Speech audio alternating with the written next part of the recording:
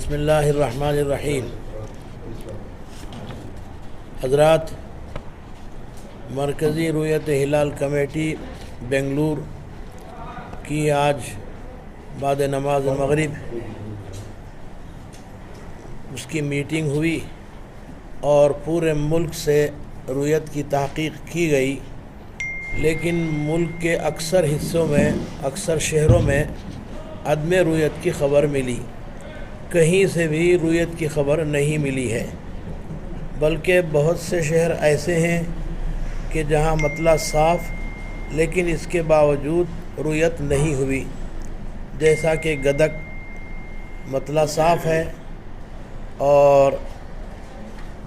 اٹاوہ مطلع صاف لیکن رؤیت نہیں،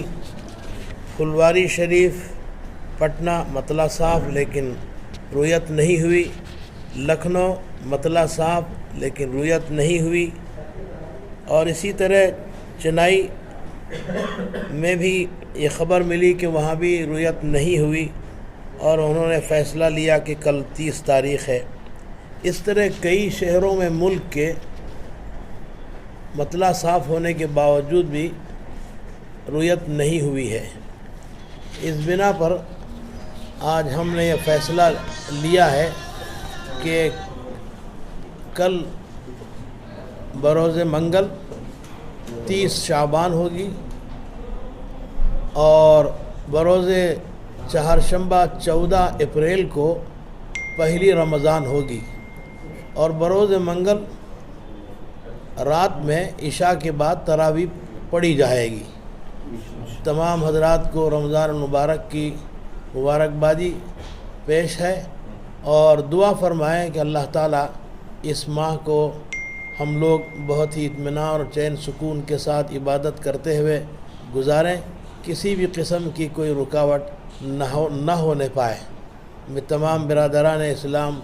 ملک والوں کو اور اسی طریقے سے خاص کرناٹک والوں کو میں رمضان کی مبارکبادی دیتا ہوں کہ اللہ تعالیٰ ہم سب کے لیے اس ماہ مبارک کو قبول فرمائے، اور ہم زیادہ سے زیادہ اس کی قدر کرنے کی ہمیں توفیق عطا فرمائے، کسی بھی قسم کی کوئی ہم سے کوتاہی نہ ہونے پائے۔ وآخر دعوانا ان الحمدللہ رب العالمین۔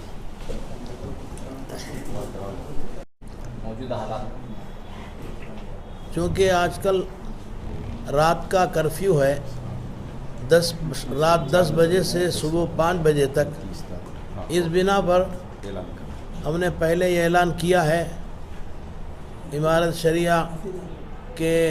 ارکان تمام علماء کرام نے یہ فیصلہ دیا تھا کہ تراویح کی نماز کی اذان 8 بجے، عشاء کی اذان 8 بجے دی جائے، اور اس کے بعد 10-15 منٹ کے وقفے سے جماعت شروع کی جائے، اور جلد سے جلد تراویح ختم کر کے 10 گھنٹے سے پہلے اپنے اپنے گھر پہنچ جائیں،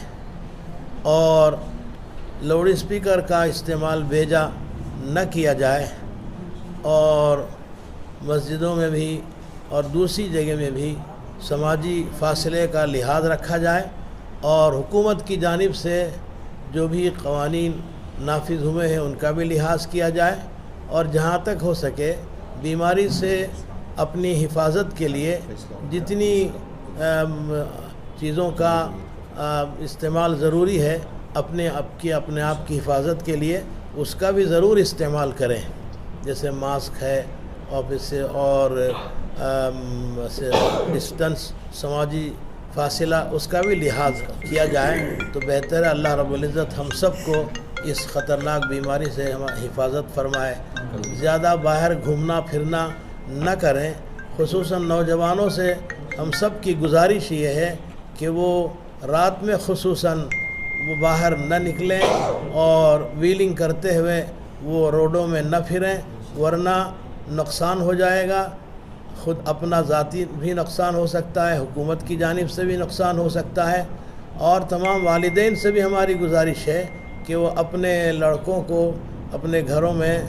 پوری حفاظت سے رکھیں، باہر نہ بھیجیں، تاکہ کسی بھی قسم کی کسی کو بھی پریشانی کا سامنا نہ کرنا پڑے۔